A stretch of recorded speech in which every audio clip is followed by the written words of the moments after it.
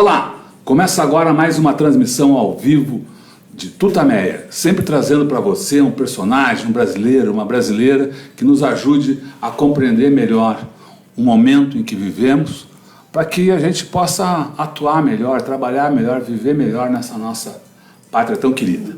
Ela é a Eleonora. Ele é o Rodolfo. E ela é a Maria Rita, que vai estar conosco nessa... Parou aqui. Parou? Opa! Parou aqui. Olha Opa, aí, opa, vamos opa. ver. Deu um chance aqui. Peraí. Tá rolando aí, Rodolfo? Olha aí. Não, vou pegar o celular. Pega o celular. Deu um... Falou meu nome, ele travou. Ele travou. Falou meu nome, não, essa não. Sabe que a gente não sei, volta e meia temos problemas de transmissão com o cabo, né? O cabo tá aqui, mas eu acho que tá funcionando aqui. Então, Rodolfo, vou continuando aqui, tá? Então, deu? Eu acho que deu. Vamos lá. Eu vou tirar o som aqui e já vou fazer por aqui. Já temos pessoas aqui. Pessoas, Alice, tá tudo bem aí, Alice? Dá um... Mandem comentários. Manda aí. comentário, Alice. Bom, mas eu estava falando que estará conosco aqui a Maria Rita Kel para conversar com a gente sobre esse nosso momento aí tão dramático e instigante. A Eleonora vai logo dar mais detalhes sobre ela, você já conhece, né? Mas vai dar mais detalhes, fazer a primeira pergunta. E eu, nesse momento, convido para você participar da nossa conversa, não só mandando seus comentários, que são sempre bem-vindos, mas levando mais longe essas reflexões, partilhando essa conversa entre sua rede de amigos nas redes sociais. E saiba que todo esse material fica disponível depois no nosso canal de vídeo, youtube.com/c/Eleonora e Rodolfo Lucena Tutameia, ou Tutameia escrito com letras maiúsculas. E o trabalho é ancorado no nosso site tutameia.jor.br. Eleonora. Maria Rita, muito obrigada por você estar aqui essa noite. Vamos checar se está tudo bem. O pessoal está dando os sinaizinhos positivos, então acho que está tudo... Soca, obrigado aí. Estão todos aqui Mande funcionando. suas perguntas. Então, Maria Rita Kel, psicanalista, jornalista, poeta, participou da Comissão Nacional da Verdade e uma observadora sempre muito atenta aí da cena brasileira.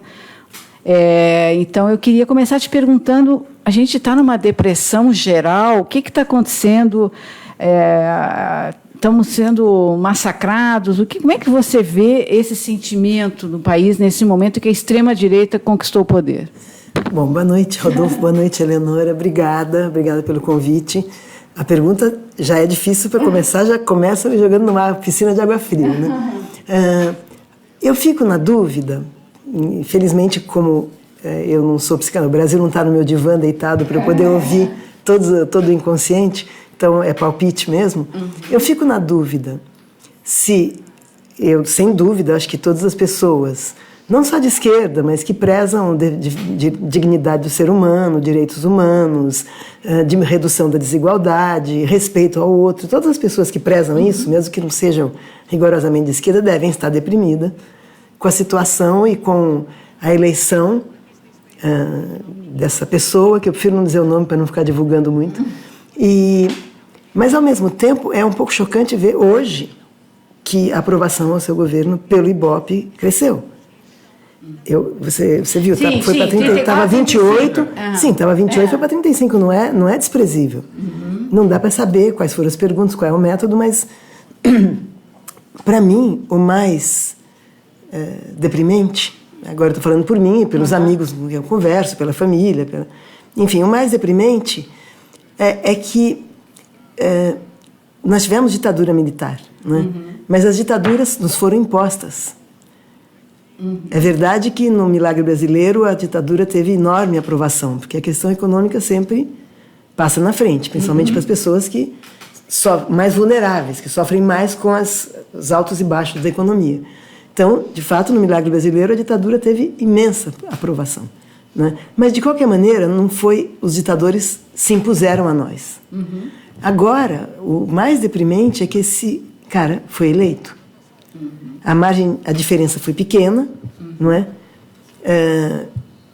Na minha opinião, que não é a minha opinião, provavelmente eu gostaria de saber o que vocês acham disso, mas ele foi eleito, essa diferença pequena entre ele e o Fernando Haddad foi aumentou o suficiente para ele ser eleito para o segundo turno, né? Por uma fraude, porque aqueles disparos mentirosos no WhatsApp, aquilo seria suficiente para cancelar. Não sei, talvez um advogado que esteja me ouvindo possa dizer se eu estou errada, mas pelo menos colocar em dúvida esse segundo turno, né? O que é mais chocante nessa eleição é que, embora ela tenha sido uma eleição democrática, ela é gerida, ou o resultado dela foi favorecido por alguns pequenos golpes do judiciário. Né? Isso é que é assustador.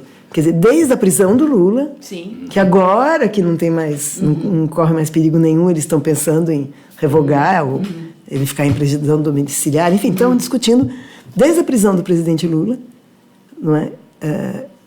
Que se o Brasil estivesse realmente numa cruzada anticorrupção séria, dá até para pensar, bom, de fato, o cara tinha alguma coisa com aquele sítio, mas o próprio Odebrecht disse que ele nunca teve nada com aquele apartamento. O Odebrecht, interessado em delação premiada, ele podia dizer horrores, e ele não disse. Ele disse que ele nunca foi, aquele apartamento nunca foi dele, enfim.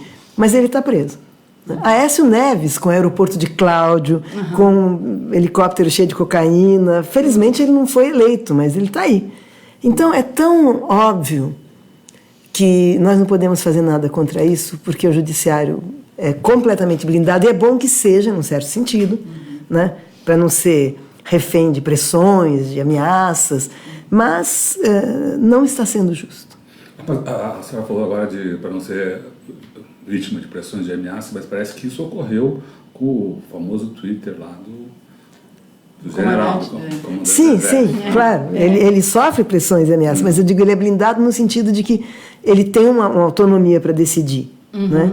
Agora, não estava lembrando do Twitter, mas os WhatsApps, não é? Foi WhatsApps, incriminando o Fernando Haddad na véspera da eleição, mentira, e isso ficar sem consequência. Isso não ser julgado. O Haddad tinha muita esperança, e muitos eleitores dele falaram, agora, peraí, né? E não, por conta dessa fraude, o Bolsonaro ganhou, e ficou por isso mesmo. Então, eu acho que tem uma depressão já aí, porque a sensação de que, bom, então a gente realmente não pode nada, porque os canais legais, né, os canais institucionais que poderiam balizar esse momento não estão rendidos, né, rendidos. E, além do mais, veja, o que mais me preocupa, claro, que seja um presidente de direita, que seja um presidente que vai reduzir os benefícios sociais que tiraram o Brasil do mapa da fome, só depois, desde a República, digamos, no mínimo, né? O Brasil só saiu do mapa da fome nos governos Lula e voltou. Então, quer dizer, além desse horror todo, o que mais me assusta, talvez porque eu sou psicanalista e ouço isso também de um jeito, ou encontro mais isso na minha escuta do que a questão mesmo da desigualdade, etc., que essa eu penso como cidadã. O que mais me assusta é o efeito que está tendo sobre a sociedade. Porque uma parte está muito desencantada, muito desiludida, muito sem ver saída, e outra parte está se sentindo autorizada na sua violência, nos seus preconceitos, na sua intolerância, na sua grosseria. Então, o laço social no Brasil, que nunca foi muito, eu vou usar a palavra civilizado no melhor sentido possível, não penso que eu estou falando dos Estados Unidos ou de riqueza, porque nós tivemos 300 anos de escravidão. Nós fomos o último país livre a abolir a força de trabalho escrava. A Cuba foi depois, mas Cuba era uma colônia na época. Então, não só nós tivemos, dos países livres, um período vergonhoso de exploração de trabalho de africanos trazidos à força, não é que vieram aqui porque lá estava ruim, eles vieram se dar bem aqui, né? Todo mundo sabe, mas a gente esquece. Então, não só tivemos esses 300 anos de escravidão, como aqui, quando a escravidão terminou, não houve nenhuma reparação, nenhuma mínima condição, como nos Estados Unidos. Não é um país que é o meu modelo de país, mas isso, quer dizer, que os escravos do Sul, depois da abolição, ganhassem um pedaço de terra, um animal de tração, né? A produtora do Spike Lee chama Three Acres and a Mule. Exatamente. Né? Eu acho tão simpático isso, um cineasta negro, que a produtora chama 3 acres e uma mula. Porque se minha família não tivesse recebido aquilo, eu não seria hoje o Spike Lee. E muitos foram eleitos até, né? Muitos foram eleitos. Mesmo no Sul, né? Sim. Depois houve a reversão. Mas, enfim, teve um outro processo que e um processo de reparação, acho que muito importante. E aqui, o fazendeiro que tinha 2.000 escravos, ele bota 1.500 na rua, se ele tiver que pagar salário, ou se ele tem 1.000 escravos, ele bota 800 na rua, e essas pessoas ficaram ao Deus dará, né? Então, quer dizer, que esses africanos que vieram para cá, forçados e não por vontade própria, depois ficaram nesse desamparo, isso é vergonhoso lá, né? 1888, isso é vergonhoso. Nós temos a resiliência também dessa cultura africana. É maravilhosa porque graças a eles nós temos o samba, nós temos o candomblé. Uma vez alguém me disse, não lembro quem, porque é alguém que eu poderia até citar o nome, uma pessoa legal, assim, conhecida, me disse: bom, foi horrível ter escravidão, mas já pensou se os africanos não tivessem vindo para cá, se o Brasil fosse só feito pelos portugueses? E os portugueses, não os portugueses de agora, né? Foi bonita a sua festa, para não, os portugueses do século XVII, né? 18, 19, imagina se o Brasil fosse povoado só por essa turma, né? Então, foi uma grande coisa para a nação, mas uma vergonha horrorosa. Queria voltar para as fake news. Tá, vamos voltar para as fake news. Qual é a condição, para a condição mental do nosso povo, qual é a condição de um povo que acredita? Como é que se explica que se acredite em mentiras tão desbragadas, tão óbvias como as que foram espalhadas nesse período pré-eleitoral? Olha, primeiro eu lembro do Plínio Marcos, fantástico Plínio Marcos, que durante a ditadura ele dizia: se é mentira, espalha logo antes que desmintam. Quando vinha alguma mentira falando mal dos generais, ou dizendo que a ditadura ia cair, ou falando de algum escândalo que a gente não sabia, espalha logo antes que desmintam. Então, a questão da mentira, da gente acreditar ou não acreditar, está muito ligada ao nosso desejo. Se alguém disser, espalha que o Bolsonaro é pedófilo, eu espalho. Assim, espalha porque... Não, assim, sim, temos uma informação, não dizendo espalha essa mentira. Temos uma informação, descobrimos, a gente espalha. Porque a gente quer esse poder das redes, né? Ele pode derrubar governos, conforme for, né? Só que, por mais que a gente tenha esse desejo, então espalha então que o Haddad... Bom, a casa que o Haddad mora, né? Ela era da mãe dele, ele está morando lá porque a mãe dele é velhinha e precisa alguém morar junto com ela. E o pai dele era um comerciante, quer dizer, não é que de repente, enquanto ele foi prefeito, ele juntou uma grana e fez aquela casa. Mas desmentir é muito difícil. Desmentir é muito difícil. Eu nem quero contar isso, mas já fui alvo no tempo da Comissão da Verdade, de uma intriga boba. E você se sente, uma coisa desse tamaninho, e você se sente, e agora? Que isso rolou? E daí pessoas começaram a virar a cara para mim, etc. Pessoas ligadas aos direitos humanos. E agora? Como é que você... E isso num ambiente, o grupo de direitos humanos, o pessoal da comissão, que tem 300 pessoas. E para um país, né? Eu não sei como é que se pode coibir esse tipo de coisa. Fraude eleitoral é crime, mas se o judiciário ignora, fica por isso mesmo, né? Você falou desse desejo, uma das coisas que mais me choca nesse processo é a linguagem que essas pessoas usam, que os bolsomínios ou Bolsonaro, a coisa grotesca, a coisa escatológica até, é uma coisa tão... Assim, a gente não estava acostumado a ouvir tanta coisa feia, tanta coisa bruta, tanta coisa... Mas acho que isso foi o que eu falei, que o que me preocupa mais não é tanto... Eu acho que a política vai ser horrível, sim, mas é o efeito que tem sobre a sociedade, né? Quer dizer, esse efeito de liberar a grosseria, a indelicadeza, a barbárie, o desprezo pelo mais pobre, enfim... às vezes as maldades físicas, sim, contra morador de rua, contra... Isso, eu não acho que precisa de uma explicação psicológica para isso. Quer dizer, a explicação é que todos nós temos fantasias horrorosas, né? Somos capazes de imaginar, no momento de raiva ou de como chama, indignação, atos horrorosos. A questão é que nós não nos permitimos. Quando o próprio laço social, né, o próprio abre essa possibilidade através de uma série de discursos, isso vem à tona. Não saberia explicar um por um. Sim, mas é uma coisa o discurso do próprio presidente. Estou com muito calor, vai mudar a cor da minha roupa no meio da entrevista. Não tem problema. Vai mudar a cor da minha roupa no meio da entrevista. Acabou a história do politicamente correto, por exemplo.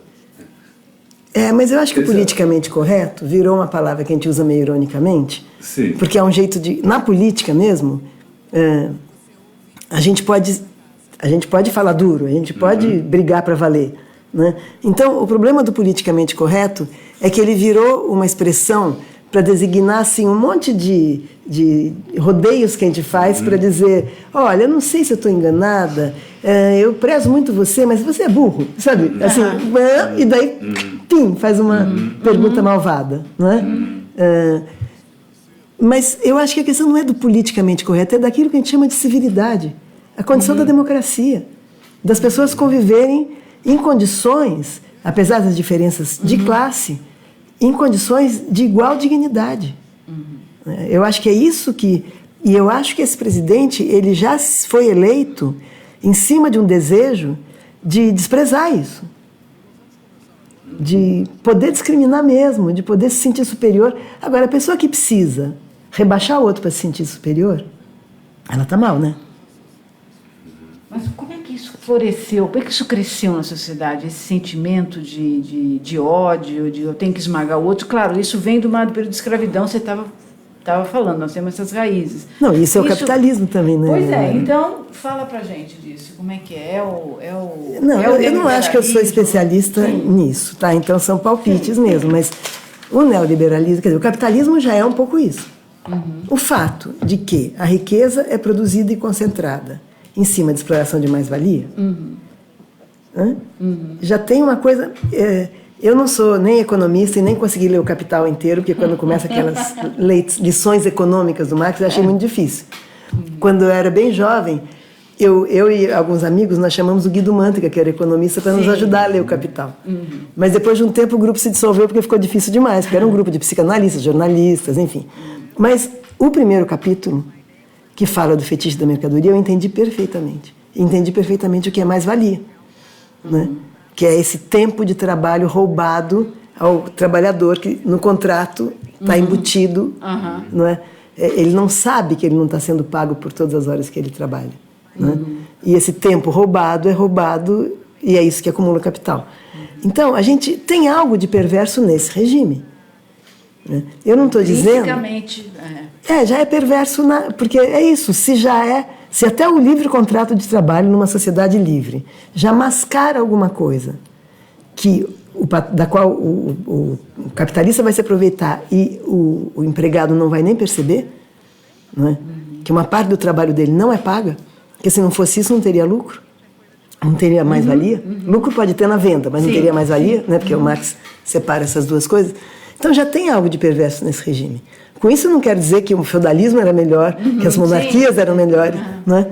Mas já tem algo de perverso aí. Agora, isso vai se naturalizando, isso vai sendo incorporado. Aí o que fica em jogo não é tanto se vai haver ou não exploração de mais-valia, porque nós vivemos em países capitalistas, e enquanto o capitalismo for essa força econômica e subjetivadora, é triste pensar que os países que não querem ser capitalistas só conseguem a força de ditaduras, né? Porque se fosse possível isso mudar democraticamente, eu estou dentro, né? Mas, enfim, o que eu estou dizendo é que já tem algo de perverso na condição máxima que rege essa economia. Mas nenhum de nós, por causa disso, é perverso. Às vezes nem o capitalista é perverso, ele. Né? Porque isso é um mecanismo de ocultação que está na economia capitalista, né? Então, nós não estávamos já na sociedade dos sonhos. No entanto, nessa sociedade foi possível, depois da ditadura, ter governos, eu acho que os governos Fernando Henrique e Lula foram governos excelentes. Excelentes.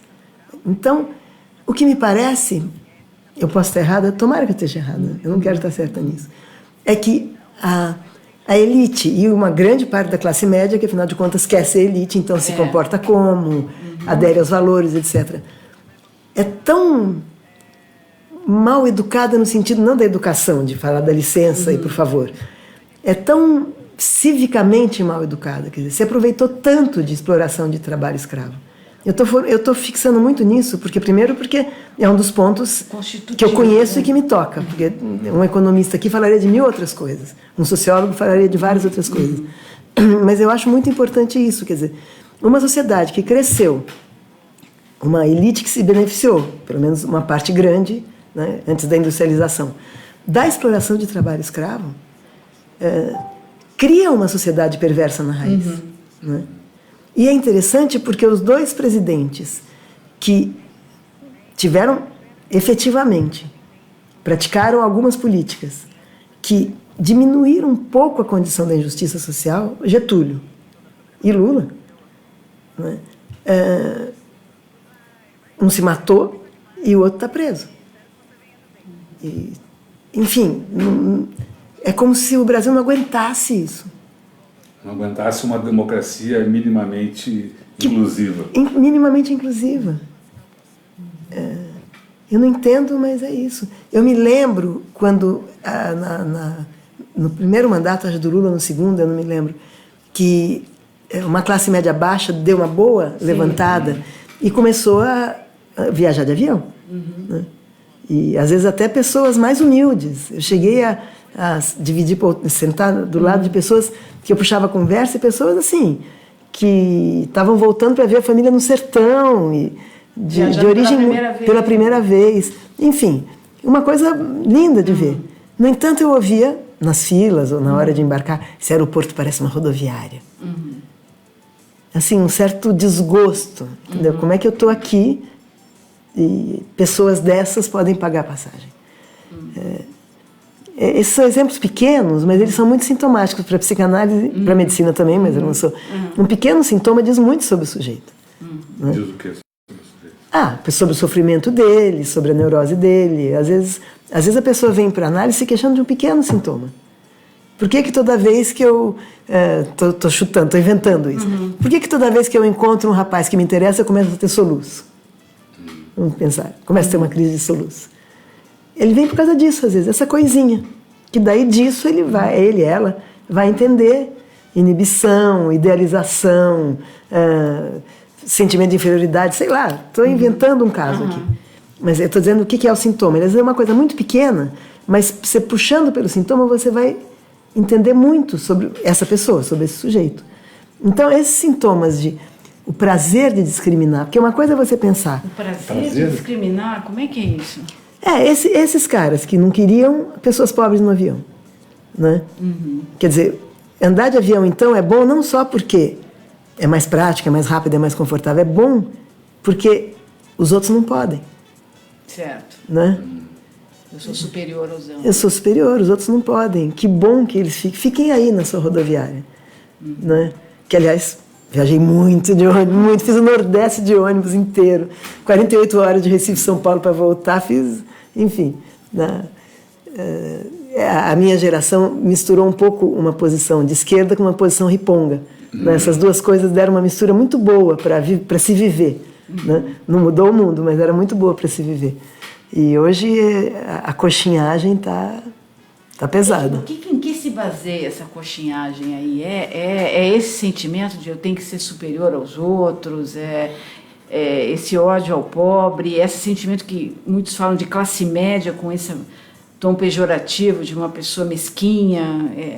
Em que se baseia essa coxinhagem que você falou aí? Não, essa sensação de que você é superior porque você tem mais dinheiro, ela está no umbigo do capitalismo, né? Certo. Como antes você é superior porque você tem um parente de nobreza, ou pelo menos você já tem... Você pode não ter título, mas você tem um padrinho do seu tio-avô que não sei o quê. Não é? Cada sociedade produz sua forma de desigualdade e as pessoas que conseguem estar do lado favorecido da desigualdade...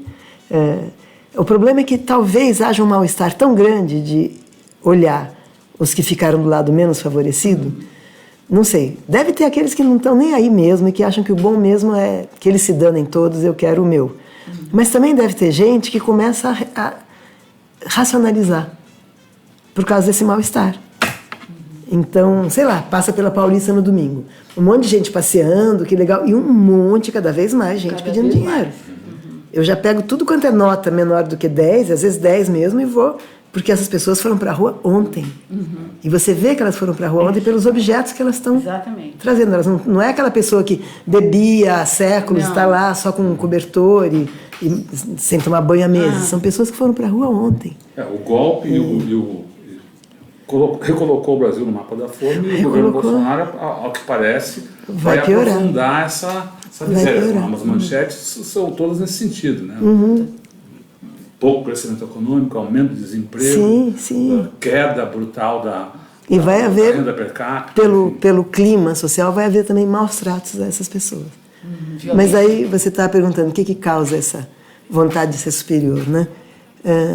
Claro, vontade de ser superior a gente tem, não superior no sentido de que o outro esteja embaixo, mas de ter um valor que é só meu, você, um valor que é só seu, cada ouvinte aqui, é bom. Né? Ser reconhecido, você pinta muito bem, você é muito inteligente, você tem uma voz maravilhosa, qualquer coisa, minha mãe faz um bolo que só ela faz.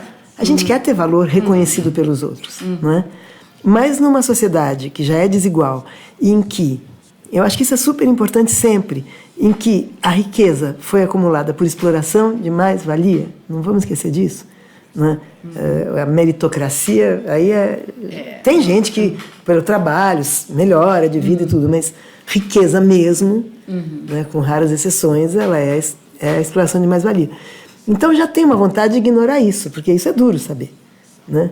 E como isso não é evidente, essa é uma operação justamente de alienação, não é evidente nem para o trabalhador, né? Funciona se não, eu não sei, não quero saber, tenho raiva de quem sabe. Né? Além do mais, eu fico pensando, eu estava falando da Paulista, então fiz um rodeio. Você está andando no seu passeio de domingo todo feliz e se depara com esse monte de gente sofrendo. Vai amargurar um pouquinho o seu passeio de domingo. Quer dizer, tem vários jeitos de você lidar com isso. Você pode tentar ajudar o máximo de pessoas que você puder, com uma coisinha, comprar um saquinho de maçã ali naquele express, se tem uma família grande, você... Porque eles pedem muito pão, né? Eu falo, pão não dou maçã. Porque pelo menos é um alimentinho, né? É um alimentinho. Você pode fazer isso, você pode tentar ignorar, ou você pode, se te fizer muito mal, falar assim, eu quero que as pessoas morram, que elas saiam da minha frente, né? E, eventualmente, como aconteceu uma ou duas vezes, alguém resolveu espancar um mendigo. Queimar. Quer dizer, aí já não sei explicar. É interessante, a extrema maldade. Talvez seja difícil para a psicanálise explicar, porque eles não vão para os nossos consultórios. As pessoas, eu nunca... Olha, eu tenho mais de 30 anos de consultório. Eu nunca entrevistei. Entrevistei pessoas perversas. Assim, gostava de molestar criança, mas estava indo para análise porque aquilo estava angustiando. Então não era assim uma coisa... Agora, uma pessoa que fala, eu toco fogo em mendigo mesmo... Nem todos os meus colegas, nem todas as pessoas que eu já fiz supervisão, nem todos os congressos que eu já fui, eu nunca ouvi um paciente de análise assim. Essa pessoa está blindada. Então é difícil a gente entender o que ela faz. Estava falando aqui da extrema-direita no poder, e eu até estava comentando que eu fiz um ponto aqui para perguntar para você da psicologia de massas do fascismo, que a gente lia lá atrás... Sim.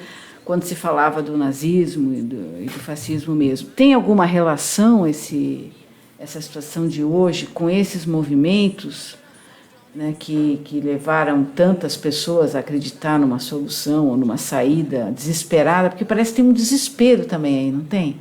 Uma ideia de não tem mais saída, vou votar então nesse cara que está pregando a tortura, né?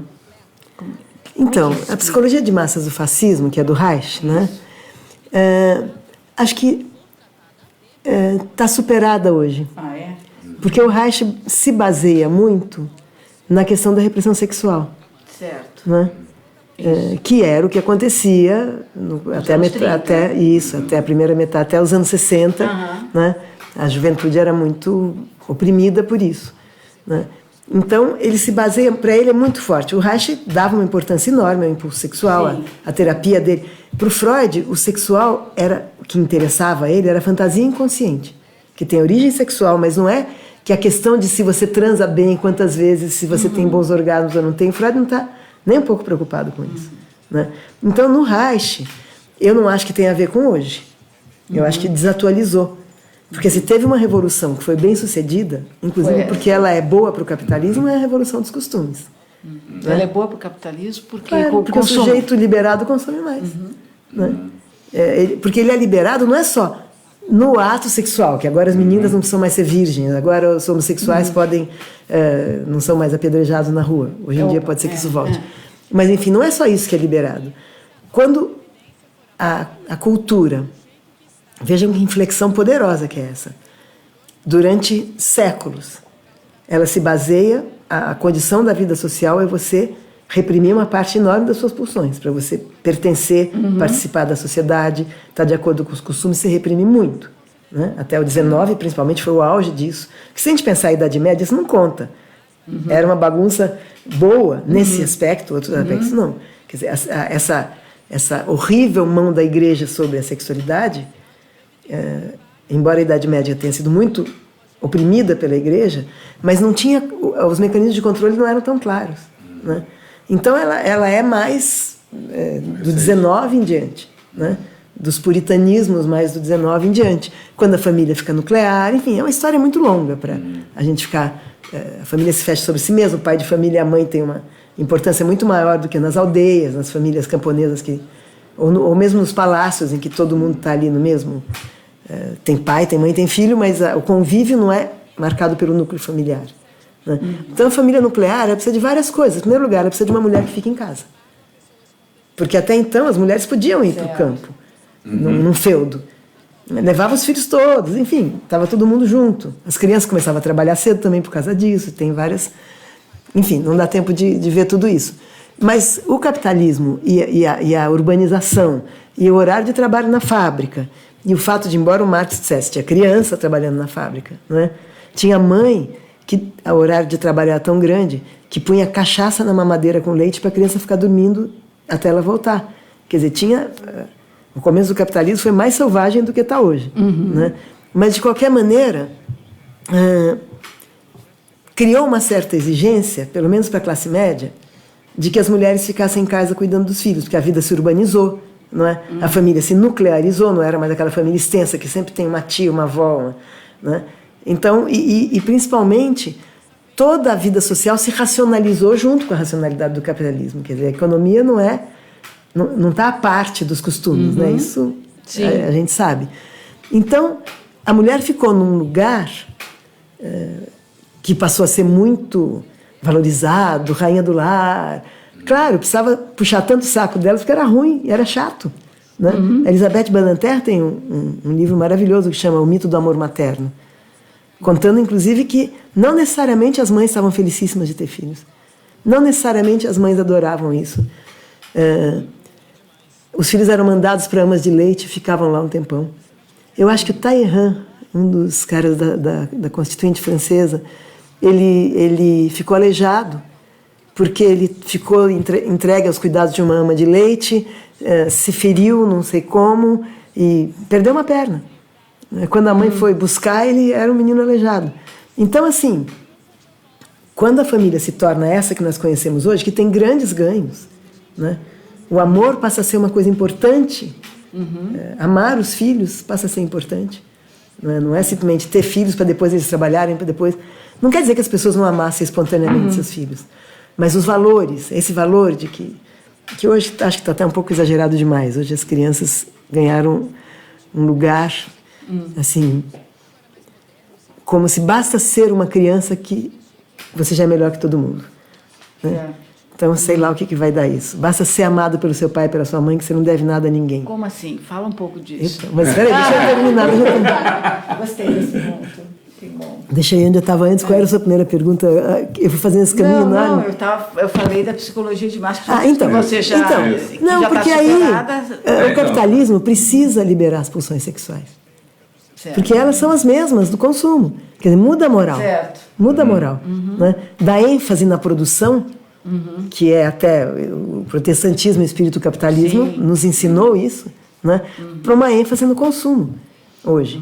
Né? As pessoas podem, inclusive, produzir em casa, nos seus computadores, etc. Se ganham dinheiro, o importante é consumir. Então, isso exige que você seja mais livre. Você não pode ser um puritano e, ao mesmo tempo, um desenfreado consumidor. As pulsões têm que estar... Se satisfazer é um imperativo do capitalismo. Satisfazer é um... Não é? Se dar prazer. E eu acho que isso tem a ver com o aumento das depressões. Porque a pessoa que está mais... A pessoa que está mais ou menos triste, que está num luto, perdeu alguém, ou que está numa fase difícil da vida, ela se sente uma loser total. Ela sofre duplamente, ela sofre do que ela está sofrendo, e ela sofre que ela quer se matar, porque ela se sente uma porcaria. Todo mundo curtindo. Eu tinha um paciente que falava, eu sempre tenho a impressão que em algum lugar tem uma festa muito melhor do que essa festinha que eu estou aqui. Todo mundo está curtindo, só eu que sou otário, que estou tentando me divertir nessa festinha. Eu nem tenho o endereço da outra. E se eu estou em casa, então eu sou triotário. É isso, o sentimento da juventude. Não pode entrar nunca nas redes sociais, porque nas redes sociais todo mundo está na praia. Não, esse paciente é anterior. Claro, esse paciente é anterior às redes sociais, né, dos anos 80. Então, hoje em dia, então... Hoje em dia é muito pior. Mas então, nem lembro mais o que você tinha perguntado. Quer dizer, então você está dizendo que essa cultura que estimula o narcisismo também, claro, e provoca, em contrapartida, ou na sequência, a depressão. E aí você falou dos filhos e eu achei isso legal, queria que você retomasse. Passar a ser criança, para ser ter filhos e ser... Então, porque acho que a nossa geração... Vou te dizer por que eu estou perguntando isso. Quando as nossas filhas estavam no Logos, em 1908... meu filho também fez o Logos, devem ter sido colegas. Então, nós fomos numa palestra sua lá. Ah, não diga. Tá. E o ponto era um pouco esse, assim, da... Eu fui falar lá porque o Luan era aluno e devem ter me convidado. Então, fala um pouco dessa coisa de criança, assim, de como hoje ter filhos ou não ter filhos, como é que... Basta ser criança para ter todo... ser um estágio especial da humanidade. Sim, né? Sim. Assim, rapidamente. Né? Tem um livro do Felipe Arries que se chama Séculos de Infância, que é muito bom, vai falando como é que era a infância. Enfim, então, tá, vamos deixar a Idade Média só como uma citação que, bom, a criança estava aí junto... E assim que pudesse pegar num instrumento de trabalho, trabalhava, e a cultura no campo, ao mesmo tempo estava mais junto com os pais. Bom, a industrialização traz aquilo que a gente estava falando do capital, as mães dando álcool na mamadeira, etc. A criança indo para a fábrica. Mas, aos poucos, o capitalismo vai mudando, na medida em que a própria tecnologia permite uma produção muito mais abundante de mercadorias, né? Abaixa um pouco o preço das mercadorias, né? E a moral acompanha as condições da vida material, é evidente, né? A moral, a ideologia, toda ela acompanha. Então, essa ênfase na produção, que tem a ver com o protestantismo, com se sacrifica... Com essa fase do capitalismo. Com essa fase do capitalismo, aos poucos a inflexão vai sendo no consumo, que agora tem muita mercadoria. Então, agora consuma, né? E se isso pode ser muito bom, quando, por exemplo, famílias pobres, na época da Bolsa Família, etc., podiam comer melhor, podiam vestir seus filhos melhor, podiam ter um carrinho, né? Ao mesmo tempo, isso é pouco para manter o laço social. Era muito horrível que os ricos chamassem a Bolsa Família de Bolsa Esmola, né? Era muito perverso, porque afinal é uma reparação, né? O Brasil não deu condições iguais para todos. Então, e a Folha de São Paulo, que não é nenhum veículo de extrema esquerda, eu me lembro, há uns anos atrás, acho que ainda no governo Lula, lançou no domingo, que é o dia das reportagens nobres, nobre é uma palavra péssima, mas das reportagens especiais, uma grande reportagem. Eles foram para várias regiões do país, vários repórteres, mostrando famílias que começaram com o Bolsa Família, com aquela merrequinha, saindo, pondo o nariz para fora da água, assim, para não se afogar, né? conseguiram começar um pequeno negócio. Então tem um que de repente comprou 2 galinhas e começou a vender ovos. O outro comprou uma cabra e começou a fazer leite de cabra. Quer dizer, então essa ideia de que aí as pessoas se deitam na sopa e querem ficar só vivendo daquele mínimo, não, só tira o pé da lama. E aí mostra essas pessoas que montaram pequenos negócios. Um abriu uma videolocadora, não sei porquê. Eu me lembro muito bem dessa reportagem, que mostra o contrário do que as pessoas pensam, que o pobre é vagabundo e que se dá uma esmolinha, daí é que ele não vai nunca mais querer trabalhar. Mostra o contrário, as pessoas querem dignidade. As pessoas querem também se realizar pessoalmente. Não é só dignidade, é também sentir, estou fazendo uma coisa que eu gosto, estou fazendo uma coisa bacana. Em vez de ficar aqui com esse dinheirinho, eu vou fazer um bolo, se vender eu vou fazer 2, se vender mais eu abro uma doceria na cidade. É isso que regrediu. Não é? Deixa eu só aqui aproveitar esse... E daí veio o golpe. Né? E aqui estão os nossos... Está uma assembleia aqui Está muito bom, compartilhe, está muito legal aí também nos comentários, você está vendo discussão, debates entre o pessoal que está assistindo. Mas a Marilu Dias lembra um vídeo que você fez na época do golpe, falando das consequências do esgarçamento do tecido social a partir da quebra da normalidade das instituições, né, e do que seriam os contratos sociais esperados. Quer dizer, isso aconteceu com o golpe e imagino que esteja acontecendo hoje também. Ou seja, quais são as consequências dessa quebra, dessa normalidade institucional para a consciência das pessoas, para o sentimento das pessoas, para o sentido da vida das pessoas? Então, eu nem sei se eu usaria a palavra normalidade. Eu usaria a justeza, não vou falar de justiça, porque justiça parece que eu estou falando só do judiciário. A justeza das instituições. Quer dizer, quando as escolas estão interessadas no ensino mesmo das crianças e não na doutrinação. Quando o judiciário é um lugar onde se procura fazer justiça e não perseguir pessoas. Quando a polícia deveria manter a ordem, manter a paz e não ser mais um agente de violência, né? Então, agora, isso não quer dizer que essa normalidade tenha algum dia existido plenamente no Brasil. Não sei se existiu plenamente em algum lugar. E não quer dizer que ela foi quebrada de uma vez.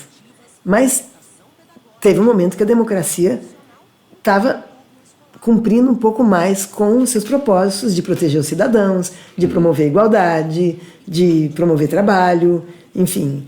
E a quebra disso, que talvez tenha vindo, em primeiro lugar, com a deposição da Dilma, porque era evidente que aquilo era falso.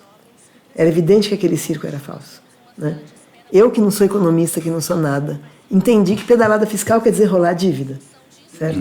Porque você não pode pagar agora e empurra mais para lá. Isso que é pedalada fiscal. Estou errada? Não sei. Você é jornalista, vocês são jornalistas. Ou seja, Fernando Henrique cansou de fazer isso. E deu um jeito até na inflação, etc. Com essa... Não sei também se foi ele que deu um jeito, mas acho que sim, né? Enfim, quando o judiciário se pôs ali de, vamos agora, uma instituição acima dos 3 poderes vai... Não, desculpe, não foi o judiciário. Quando o judiciário prendeu o Lula. Quando o Congresso faz aquela farsa, né? E o mais louco, quer dizer, como se a Dilma então fosse uma corrupta, E o mais louco é que aquelas pessoas que juravam pela mamãezinha, pela Virgem Nossa Senhora, pelo Cristo pendurado na sala, muitas delas estão presas agora. Né? Inclusive Eduardo Cunha, que foi cínico a ponto de dizer: puxa, eu pensei que como eu conduzi o impeachment, eu não ia ser... Ele já sabia que ele era candidato a Lava Jato. Ele falou: mas eu conduzi o impeachment, vocês não vão me premiar? Então é tudo tão cínico, né? Aquele processo foi tão cínico. E a Dilma, evidentemente, não tinha o carisma do Lula, não tinha a esperteza do Lula, não tinha facilidade de negociar, ela se isolou mesmo, né? E acho, agora para voltar nessa questão, que talvez seja a última, quer dizer, porque você perguntou logo primeiro, eu falei, vamos deixar isso para o fim, o efeito da Comissão da Verdade. Acho que isso é importante falar. Primeiro, uma das recomendações da Comissão da Verdade, a desmilitarização. Comissão da Verdade que você participou. Isso, a Comissão da Verdade, criada a Dilma conseguiu aprovar no Congresso. A gente fala foi criada pela Dilma porque o projeto realmente era dela. Ela foi a única presidente que foi presa política e torturada. Então ela queria muito que o Brasil investigasse os crimes da ditadura, né? Todos os outros países da América Latina formaram uma Comissão da Verdade imediatamente depois. E mais, Comissão da Verdade e da Justiça. A Argentina prendeu torturadores, o Uruguai prendeu torturadores, o Chile prendeu torturadores. A nossa foi só da verdade e foi preciso, de 85, né, pensando no fim mesmo da primeira eleição, de 85 até 2012, para uma presidente, quer dizer, são 37 anos, para uma presidente que foi torturada, conseguir votar uma Comissão da Verdade no Congresso. Duas coisas importantes. Uma, a comissão foi muito bem recebida pelos meios de comunicação. Saía notícia na Globo, no Jornal Nacional. Não sempre, mas de vez em quando saía, né? A gente não pode dizer que fomos boicotados, que esse é um lado importante. Houve muita adesão, mas principalmente de pessoas que já estavam envolvidas com direitos humanos. A gente fez audiências públicas gigantescas por todos os estados do Brasil. Foi tudo muito divulgado. No entanto, já naquela época eu senti uma... Porque eu sou pedestre. Isso para dizer só que eu estou bem exposta a ser abordada na rua, que eu não tenho nenhum problema com isso. E como naquela época a gente aparecia na televisão, as pessoas me reconheciam. Então aconteceu algumas vezes. Às vezes alguém falava, Comissão da Verdade, bacana, eu vi, tá, nem era. Mas às vezes aparecia um malandro otário dizendo, você é da Comissão da Verdade, eu vi. E o outro lado, vocês não vão investigar? Aí, a primeira vez eu fiquei, que outro lado? O lado dos terroristas, que mataram. Eu falo, olha, em primeiro lugar, não eram terroristas.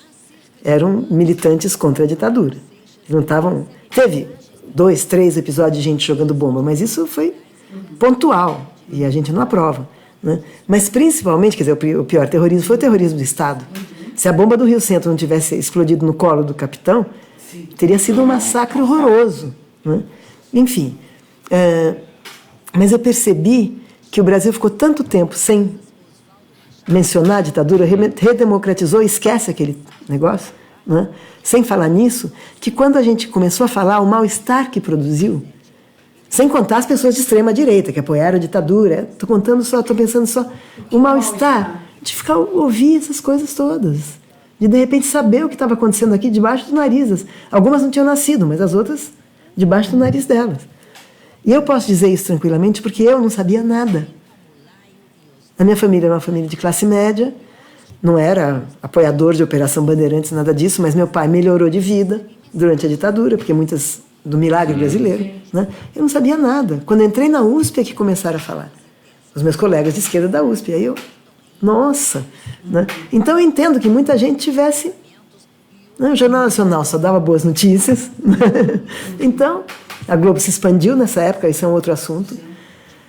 Enfim, o Jornal Nacional unificou o país, foi a Globo teve o primeiro acesso à rede Embratel, a primeira emissora que conseguiu transmitir um discurso. E o Jornal Nacional, evidentemente, estava muito comprometido com o discurso do milagre. Não quer dizer que apoiasse tortura, etc., mas ajudou muito a fazer o laço social na ditadura, a acreditar que estava tudo bem. A ilha de paz e tranquilidade que o presidente Médici disse, né? Quando eu vejo o Jornal Nacional, eu vejo que o Brasil é uma ilha... Claro, uma coisa... Quem que começou? O ovo ou a galinha? Né? Enfim, o que eu quero dizer, então, é que durante a comissão, primeiro, eu comecei a ouvir essa horrível teoria dos dois lados, que as pessoas não entendem a diferença entre um crime comum. Acho que um militante contra a ditadura, que numa fuga atira e mata alguém, ele é um criminoso. Tinha que ser preso. Não é para matar ninguém. Mas um agente do Estado que tortura e mata alguém sob a sua custódia, esse crime chama crime de lesa humanidade. Tem uma diferença enorme de qualificação desses crimes. E não sou eu que estou dizendo isso, né? Então, ficar ouvindo essas coisas todas, eu acho que muita gente começou a se incomodar e começou a fazer essa racionalização. Não, mas era uma guerra. Não, mas tinha dois lados. Não, mas alguma eles fizeram. Não, mas eles eram terroristas. Essa racionalização veio vindo. A ponto de, pela primeira vez, naquelas passeatas de 2014, já contra Dilma, aparecer alguém com placa intervenção militar. Poucos, mas aquilo já é um sintoma. O sintoma às vezes é uma coceirinha, né? Não quer dizer que o sintoma já tem que vir avassalador. Uma coceirinha não passa, dá uma feridinha, de repente você percebe que você está com um problema de imunidade. Né? Você está com baixa imunidade porque começa a infeccionar tudo. Isso é um sintoma. Então, esses sintomas de gente pedindo intervenção militar é como se tivesse gerado tanto mal-estar na sociedade brasileira, de saber que isso aconteceu. E daí, na primeira eleição livre, elegem um torturador, não é só um militar, um defensor. Ele foi numa audiência pública da Comissão da Verdade com a foto do Ustra, o pior dos torturadores. Ele e o Curió são os piores de todos. Então, acho que o Brasil adoeceu. Me parece, nesse sentido, né? Emocionalmente, psicologicamente. Porque na ditadura, as pessoas que apoiavam a ditadura, no Milagre, é isso que eu estava dizendo, não todas apoiavam porque apoiavam tortura, assassinato, ocultação de corpos. Agora, na Comissão da Verdade, isso veio à tona, então as pessoas não podem dizer que apoiavam porque ignoravam essas coisas. Mas muitos ainda ignoram, né? Muitos ainda ignoram o que aconteceu. Bom, mas aí não foi por falta de divulgação. Não foi, é por não querer saber.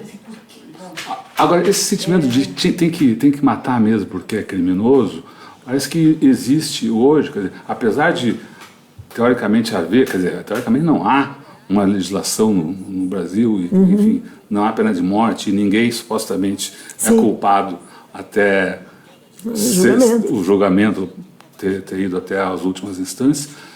Hoje se diz que o governador do Rio diz que a polícia tem que mirar na cabeça para matar quem estiver armado, ou quem você suspeitar que está armado. E as pessoas, uma boa parte das pessoas, apoia esse tipo de ação ou de provocação, dizendo que é bandido mesmo. Isso não torna o Estado bandido? Claro. Isso não torna o cidadão bandido? Sim. Quem faz isso? Sim, essa sua pergunta já é uma resposta. Sim. Convoca todos nós. Não é que todos nós vamos virar bandidos, mas convoca todos nós a isso. Você pode. Isso é uma doença social. Ah, é. Claro que é. É muito triste. E onde é que vai estar a cura disso? Nós estamos doentes, mas a cidade está doente, mas tem muita gente que está perplexo e, enfim, há alguma resistência ou não? Ou a gente está tão peripapel? Não, há. Espero que... Essa pode ser a última? Pode. Tá. Então, vamos lá. Não sei. Eu, nesse momento, bastante pessimista, imagino que isso vai durar. E o pior é que a nossa única esperança, não estou dizendo dos defensores de direitos humanos da esquerda, que afinal, mas hoje a aprovação do cara cresceu. Já tem mais de um terço. 35% já é mais de um terço. 33% seria um terço. Então, se a economia der uma melhorada, vai ser como o milagre brasileiro. A cura fica adiada, porque as pessoas vão estar contentes. Então, o triste é o seguinte, a única perspectiva que a gente tem de que ele se desprestigie, de que possa haver até uma vontade do Congresso caçá-lo, etc., a única perspectiva que tem é uma decadência econômica. E a gente não pode apostar nisso, porque significa que vai ter muito mais gente miserável do que já tem, muito mais gente na rua do que já tem. Então, como é que eu vou torcer para uma decadência econômica? Eu posso ficar mais pobre, mas eu não vou dormir na rua. E as pessoas que já estão ali na franja, se sustentando com o mínimo, nadando com a água por aqui, vão se afogar.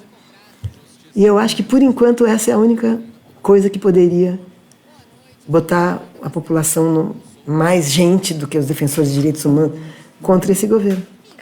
Se ele tiver o equivalente a um milagre econômico do Geisel e Médici, né? Se ele tiver o equivalente a isso, ele tem uma boa sobrevida. Mas isso não está no horizonte, não. Todas as medidas parecem, né, de aprofundamento, para aprofundar a crise, né? Não tem saída. Eles não têm saída, né? Mas a aprovação dele cresceu. Com esse mínimo, você viu? É mínimo. Tem mais carro na rua. Quer dizer, no auge da crise, eu que sou pedestre, A gente atravessava as ruas assim, tava uma beleza. Tem mais carro na rua já, começou a ter congestionamento já. Então, ou as pessoas já estão melhorando, elas já estão apostando. Mas ao apostar, elas já consomem um pouco mais. Isso move a economia. Não quer dizer que vai lá para cima. Mas eu estou fazendo essa observação ingênua de pedestre. Sim. Tem mais carro na rua. As pessoas, de repente, estão mais ricas ou elas estão só mais esperançosas? Não sei. Mas ao ir mais para a rua, elas movem a economia. Um pouquinho. Certo.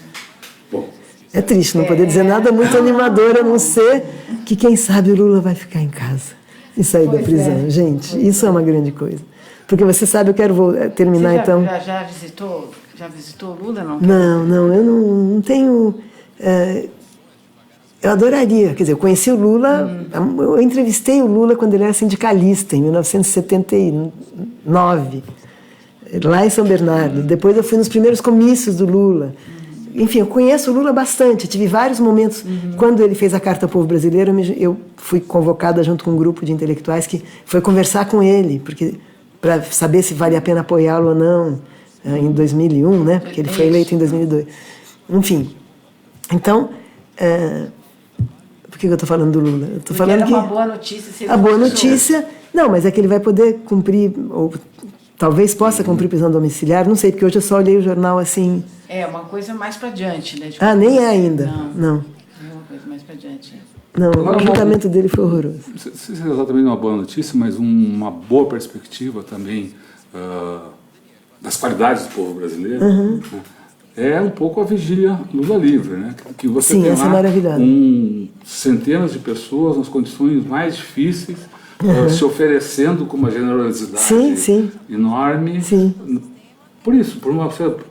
Para ele saber que ele é amado. Para ele saber que ele é amado. Bom dia, presidente Lula. Agora não pode mais gritar, né? Que incomoda as casas em volta. Mas estão ali, é verdade. Mas são ali, é uma espécie de bastião, farol pela... Claro, e todas as pessoas que estão conseguindo o direito de visitá-lo, né? Hoje o Domênico De Masi foi lá. Ai, que legal. Bom, então a gente vai se encaminhar. Então, deixa eu só terminar com uma coisa que eu disse ao Lula uma vez. Quando foi? Foi em alguma... Ele já estava no segundo mandato. Já sei. 2008, o Paulo Vanucchi era ministro de Direitos Humanos e o MST me indicou para receber um prêmio de Direitos Humanos em Brasília. Muita gente recebeu, né? Eu era ali a mosca do cocô do cavalo do amigo do bandido, mas eu estava lá. E então, quando eu fui receber, o Lula que dava o prêmio, quando eu fui receber o prêmio, eu dei um abraço nele e falei: muito obrigada pelos, na época, 5 anos, não me lembro, 6 anos, mais felizes da minha vida de cidadã, né, de eleitora, uma coisa assim. E o Lula é muito engraçado porque ele tem uma certa megalomania, né? Ele sabe também o tamanho dele. E quando ele foi fazer o discurso dele, que evidentemente ele jogou fora tudo que o Luiz Dulce tinha escrito e começou a falar, ele falou: não, Dulce, desculpe, tem muita coisa aqui, vou falar, deixou de lado. Mas enfim, aí ele disse: uma companheira que veio me dizer obrigada pelos 8 anos mais felizes da minha vida. 8 anos não, 6 anos, né? Então você veja como ele era, e não foi calculado que ele fez isso, ele fez isso porque soou assim para ele, né? Não era absurdo que os 6 anos de governo Lula até então fossem os mais felizes da minha vida, né? Então, esse sujeito que sabia o que ele tinha feito pelo Brasil, sabia desde 79 ele sabia o que ele queria fazer pelo Brasil. Ele dizia na época que todo brasileiro tome café da manhã, almoço e jantar. Esse é o meu programa revolucionário, né? Então ele chegou perto disso e daí está preso. Esse foi o crime dele. Então é claro que isso não dá para ninguém, nesse momento, ninguém, não precisa ser de esquerda, ninguém que tenha solidariedade com os outros, que tenha vontade de que os pobres prosperem, que não goste da desigualdade. Não é possível que alguém esteja feliz nesse momento. E até alguém que queira, pelo menos, que as leis sejam que o judiciário não seja uma farsa. O Sérgio Moro imediatamente virou ministro da Justiça do Bolsonaro. Enfim, está triste. Terminamos assim, está triste, gente. Perdão, não tenho nada muito melhor que isso para dizer. Então a gente vai terminando, lembrando que todo esse material fica disponível no nosso canal de vídeo, no youtube.com/C/Eleonora e Rodolfo Lucena Tutameia é escrito com letras maiúsculas, e no nosso site tutameia.jor.br. Antes de a gente dar o nosso tchau final, você quer fazer a sua mensagem para o povo brasileiro, a mensagem para os internautas? A luta continua, Lula livre. Pronto. E assim a gente encerra o nosso programa. Eu vou pegar emprestado da Maria Rita Kell a frase que ela disse para o presidente Lula e aqui repetir para ele. Obrigado, presidente Lula, pelos 8 anos mais felizes que a democracia brasileira já teve. Lula livre. Lula livre. Todo mundo embargado. É.